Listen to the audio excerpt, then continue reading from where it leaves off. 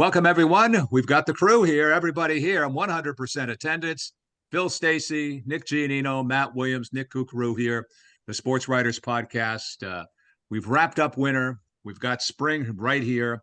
Um, Nick Giannino, before we go too far into the spring, you wrote a story in Monday's paper about the St. John's Prep wrestling team. So just give our listeners a quick update on that story, if you could. Yeah, for sure. Well, quite the accomplishment for senior Tyler Knox over there at St. John's Prep. He took home the national title down in Virginia Beach at 132 pounds. Second straight year that he's done that. He did it last year at 120 pounds.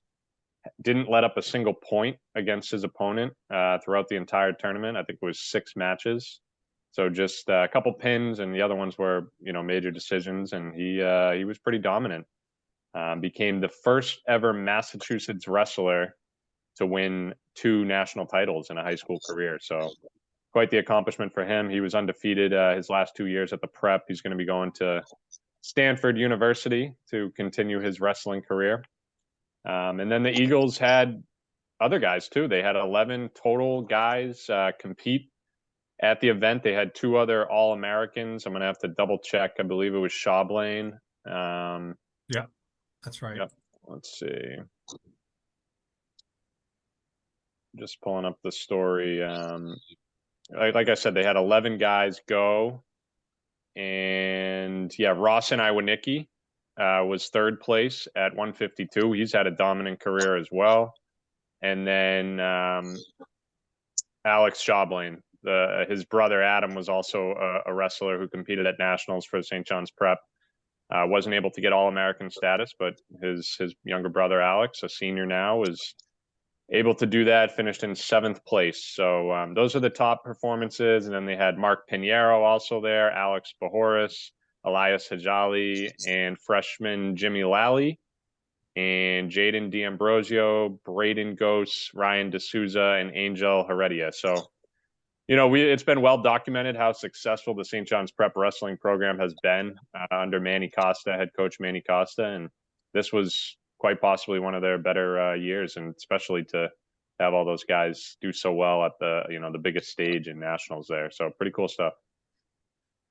Hey, Phil, you've got the Salem News banquet coming up, the scholarship, the sports, the athletes banquet, and so on, the year-end Scholastic banquet. So tell us about that coming up in just a day.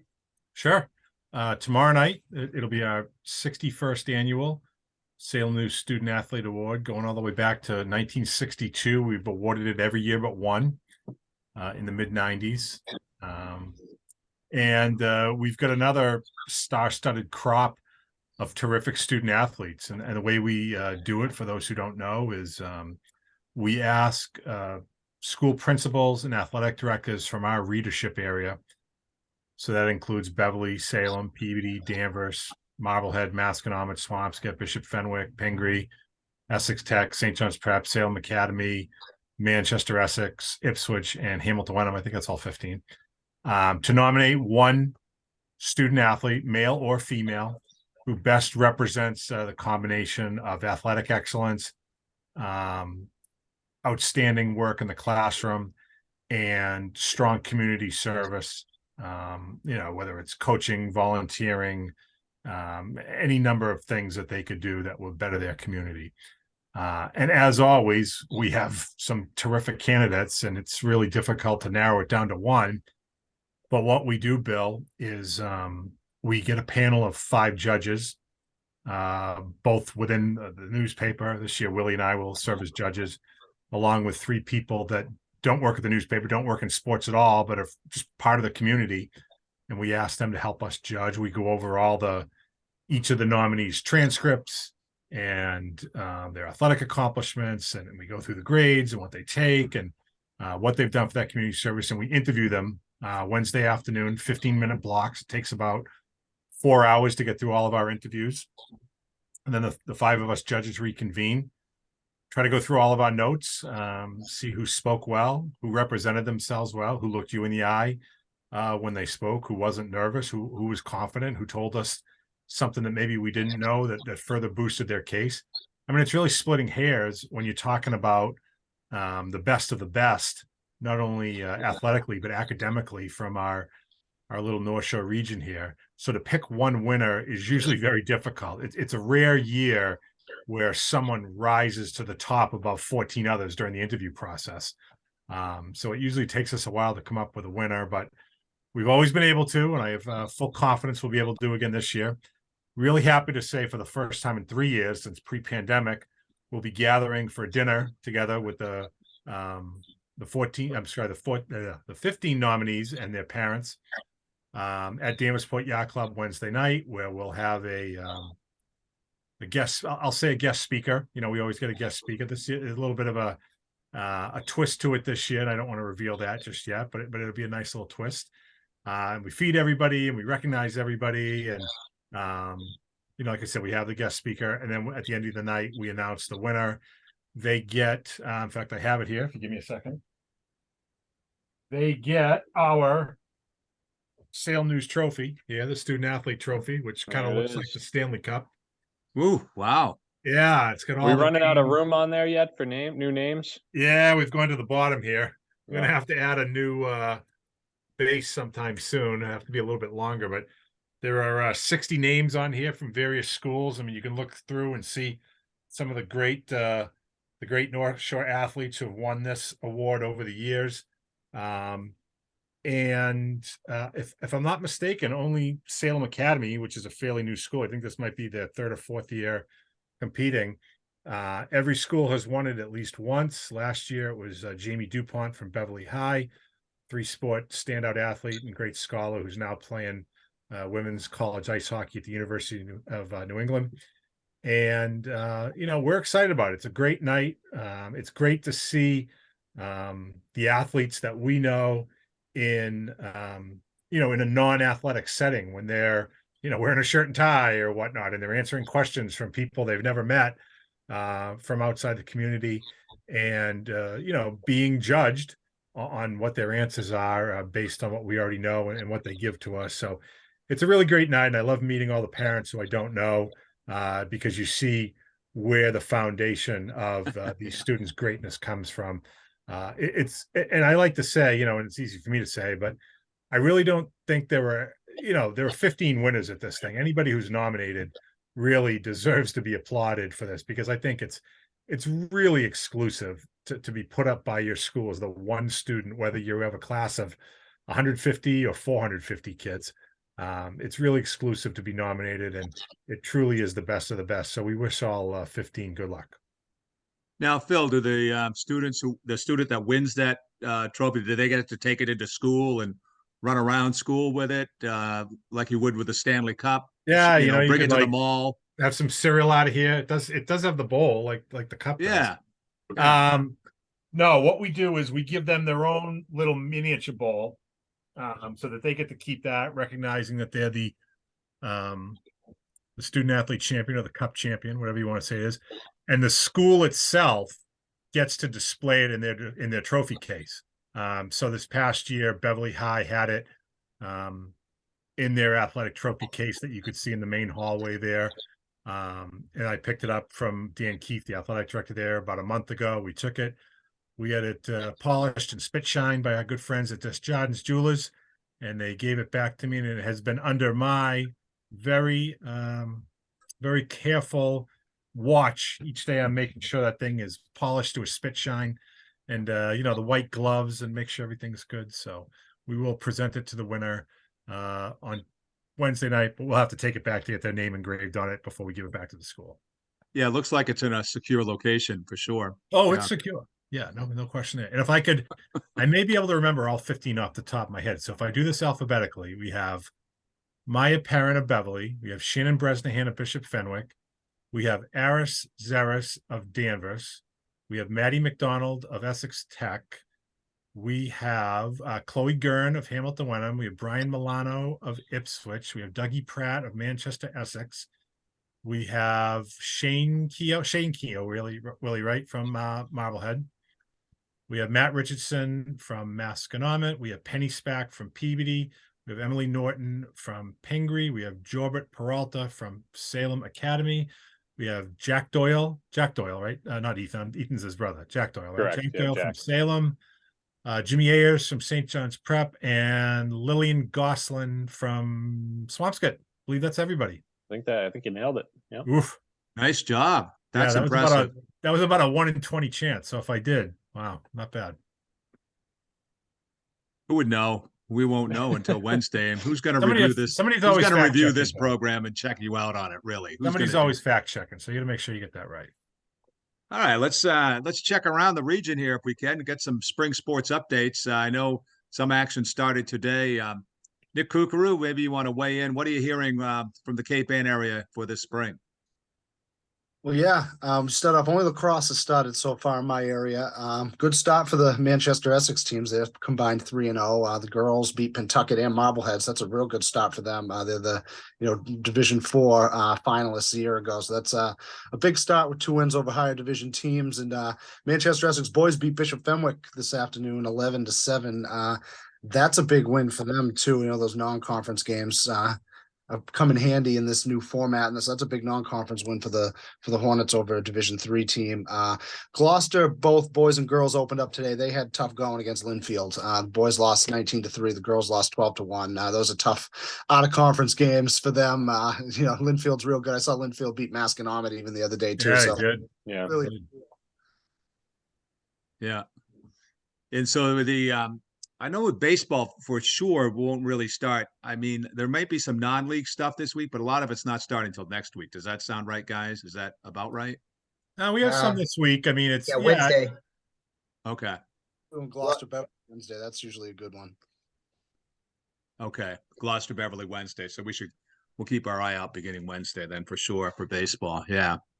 And I know some teams have already played and are on the schedule and playing right now, but anyways, this is the first week of real spring sports competition for sure here in the area. Yeah, sorry, Matt, do you want to share anything with us from the spring sports scene? Oh, just getting ready for it, right? I mean, we'll see what happens. Tough to prognosticate, I think, out ahead of time, but some interesting teams. Excited to see what they all have to offer. I think Kooks knows this too, but I don't think they've reshuffled the NEC divisions for this year. So some of the powerhouse teams are still separated. So we should get 2 pretty good, championship races. As we remember last year, Beverly and Danvers were co-champs. They're in the Dun, and Marblehead finished 1 game ahead of Swampscott in the other one there, the Lynch. So you got Peabody down there in the Lynch. We'll contend with those 2 teams for the title. Saugus never bad. Although Saugus might even be in the Dun, so I shouldn't misspeak there. But obviously Masco and Gloucester, I think, are up there in the Dun too, right, Nick? So I mean, the way that the divisions are structured right now, they should be a race anyway. At least a 3-team race, I would think, in the Lynch, and then a 4 or 5-team race there in the Dun.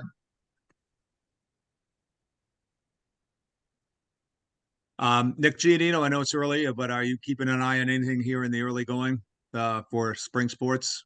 No, kind of like Willie said, I just waiting to get out there and catch some of the action. We got I'm going to be doing a lot of girls lacrosse once again this spring, and they got started today. I got a couple early scores to report. I think Kukuru mentioned quickly that Marblehead dropped one to Manchester Essex. They're 0-2 on the season, but they haven't played a league match yet, and they lost that one. I think it was 7-5, right, Nick? So they were right there. It was like a 6-4 game at half.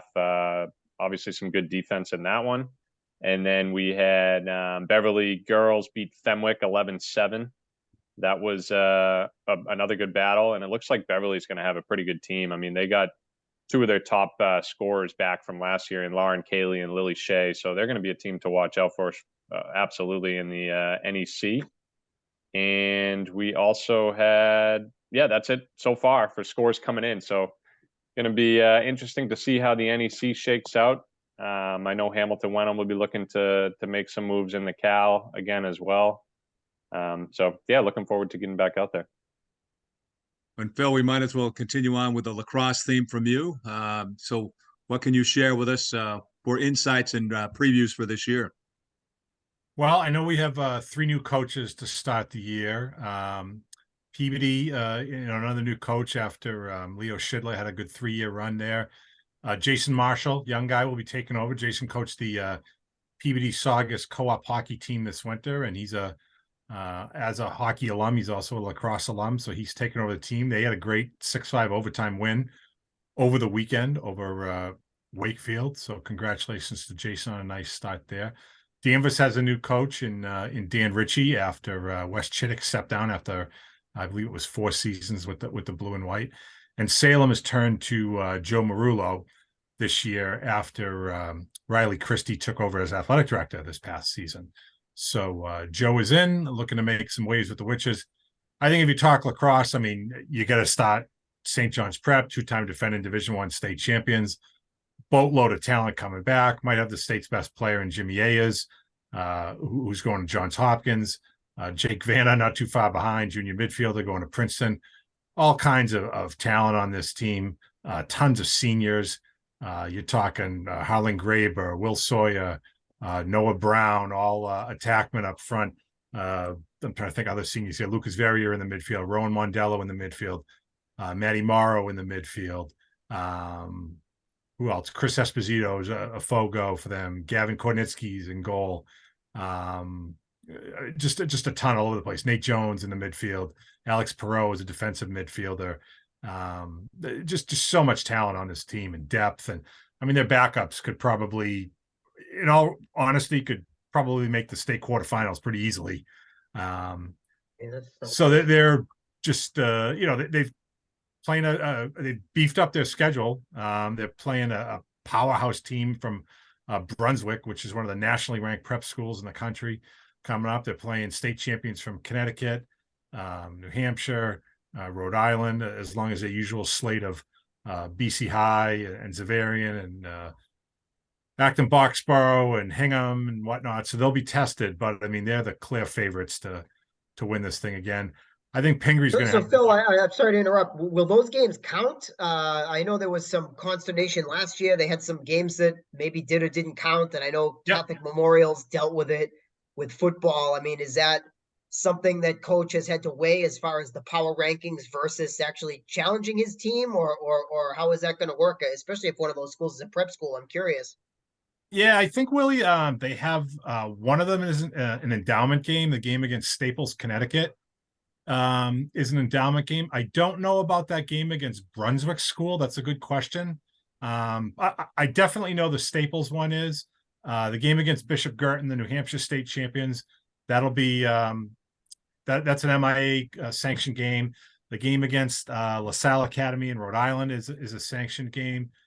Again, I don't know about Brunswick, but I do know that Staples, Connecticut game is an endowment game. And they played Staples last year, and that was a loss for them, but it did not count because it was an endowment game. It didn't count on their MIA standings. They certainly looked at it as a loss, like, hey, we need to, get back to what we're doing here kind of thing. But yeah, it's curious. I mean, they're certainly in a very unique position where I think, knowing the kind of talent they have and what they've done the last few years, they can really probably not worry about that stuff. They really need to go find good games more than anything else, right? I mean, it's sort of an interesting, I think anyway, an interesting little wrinkle. And, kudos to them. I mean, that should be some great lacrosse. It reminds me of the great column you did a few years ago about what would happen if they ever played Pingree. Maybe you should try to set that one up for an endowment. Yeah, I mean, I think it would be a great match. I still think it would be a great matchup. I mean, where the Eagles would have an edge, obviously, is in depth, much bigger school than Pingree. But you talk about Pingree, I mean, they're coming off of a 19-3 season. I think at one point last year, they were 5-3. I want to say they won their last 14 games in a row. They didn't go into the small school playoffs last year because they had dominated for several years in a row. So this year they have a new playoff setup. It'll be much more challenging for them. Coach Kevin Trisolo in his 12th year got another really strong team, 4 really good captains, and Rogan Cardinal, the senior long stick middie, Cam Dix, a senior on defense, and then 2 senior middies in Riley McClure and Mackay Taylor. A lot of talent up front with Bodie Kanata, junior attackman, Sean Stevens, junior middie. They've already helped lead the team to a couple of wins so far this year. Colin McCloy is one of the best Fogos around. He wins upwards of 75% of his draws. And Max Becker is only a sophomore, but he's proven to be really one of the best goalies in New England already. He's drawn a ton of Division I looks, and again, ton of depth over at Pingree. And Kevin will have those guys cooking all year, but I think especially as you get into late May and into June when the playoffs roll around.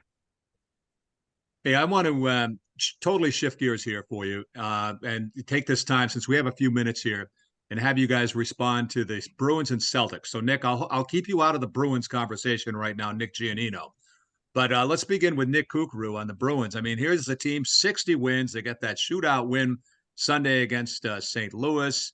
Are they rolling? And so Nick Kukru, Phil Stacey, give us some, and of course, Matt will want to weigh in as well. What's your take on the Bruins, where they're at right now? I mean, I think they're wagging, obviously, the President's Trophy already. I mean, unfortunately, hockey has the most variables in it when it comes to, playoffs. So that doesn't necessarily mean they'll win, but I mean, gotta, give them credit for what they've done so far. 60 wins does not happen very often. I have more confidence in them than the Celtics, put it that way. Although I would honestly say, and this might sound crazy, I think the Celtics have much better odds of reaching the finals than the Bruins do. Simply for the fact that it's going to be the Celtics or Milwaukee. I mean, there's no one else that's even going to come close. And in the Eastern Conference, there's 5 or 6 teams that could make it to the final. It's just as dominant as the Bruins are. Carolina could make it. Toronto could make it. Tampa Bay could make it. The Rangers could make it. The Devils could make it. Every one of those teams has the talent to do so. It's so difficult to win in the playoffs. I mean, hey, it's been clear for a long time now. It's Stanley Cup or bust for the Bruins. If they don't win the finals, it's going to be a disappointing season to a lot of people. And in a way, it should be. I mean, when you have this historic run, it doesn't mean much if you don't win it all. So you got to cap it off with the right way. I mean, they're fairly healthy. They've got tons of depth. They've got 2 great goaltending. They've got a lot of defense. Injuries are going to happen, but they've got reinforcements. It looks like they could get Taylor Hall and maybe even Nick Foligno back for the playoffs. So, I mean, it's all systems go. It's theirs to lose, but to win 16 games in a 2-month grind is quite another thing. So, Willie, the team you're going to see Thursday night, I think this might be the best team that they've had in the last, decade plus. And they could be, I could see a second round matchup between Boston and Toronto being a real struggle for the Bruins. I don't know. I don't know if Toronto's better than they were last year. I mean, last year they had Colin Blackwell, and they still blew it. And I think, Michael Bunting was playing a lot better for them last year. They had probably more depth up and down the lineup. I think some of their top end guys, Toronto, are playing as well as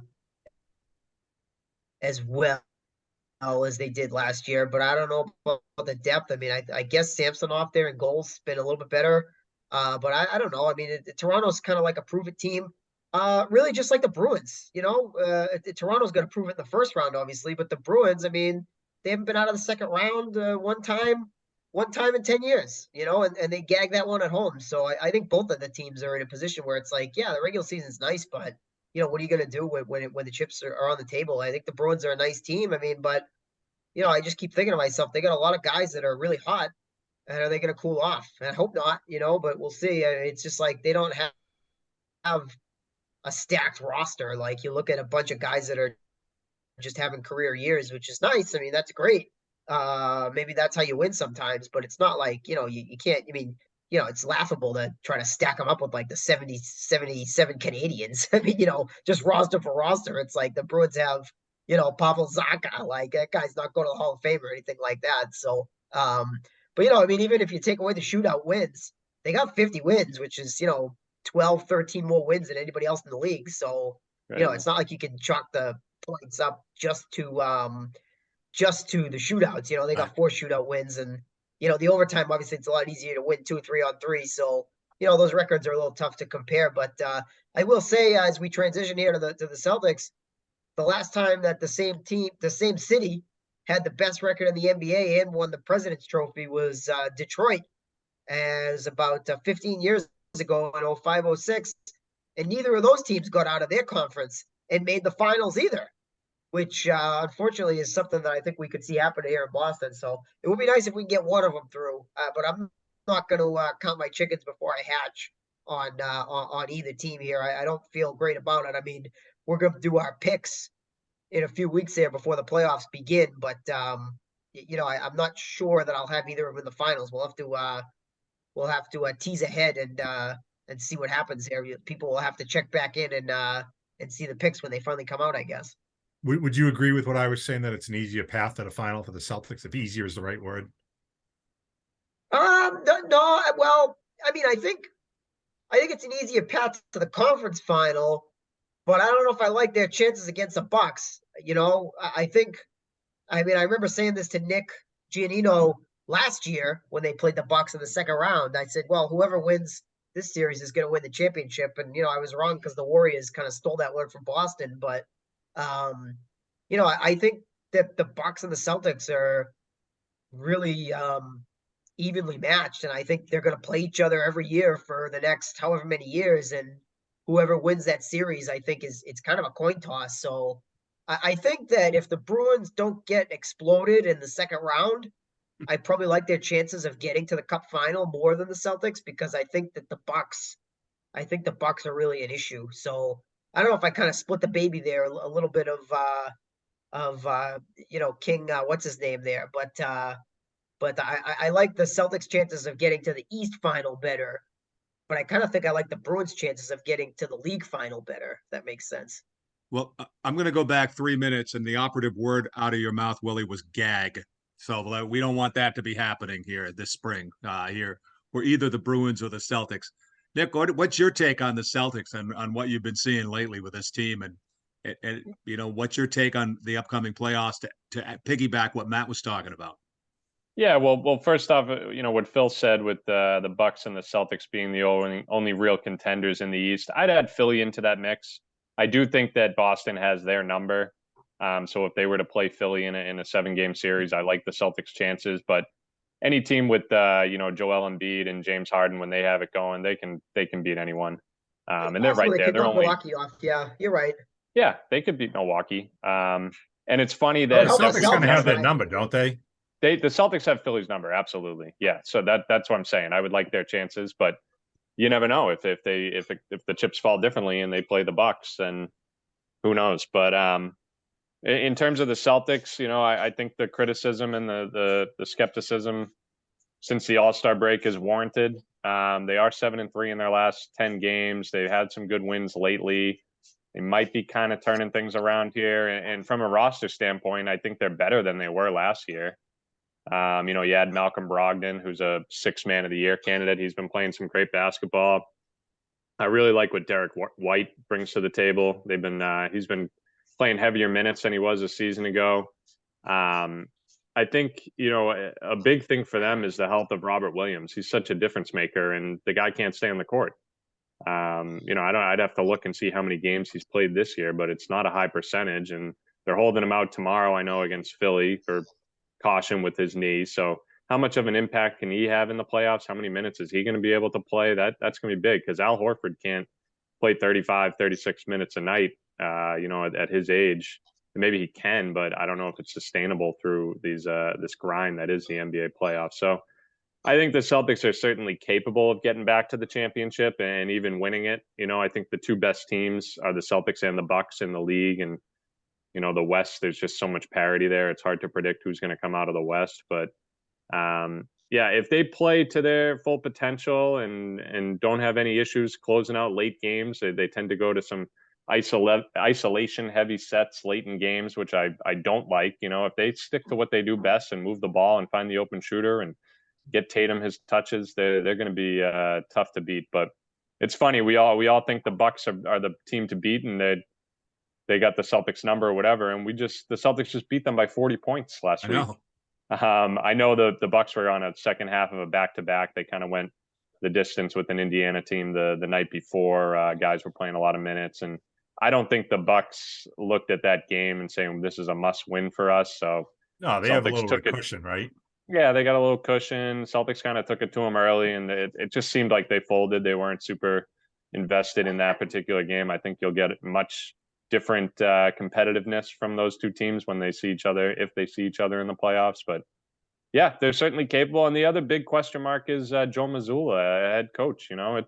he's a different coach than Imo Udoka. They've had success this year. I think I looked the other day. They're still in the top 4 in both offense and defensive rating, which is pretty impressive. I don't think there's any other team in the league that can claim that stake. But, in terms of rotations and, mid-game adjustments, we haven't really seen that from Missoula yet, at least not in the playoffs. So that's going to be interesting too, because, coaching is still a big part of the game. And, he hasn't really proven himself yet. I like him, don't get me wrong, but it's just another, piece to kind of look at as they dive into this playoff run here.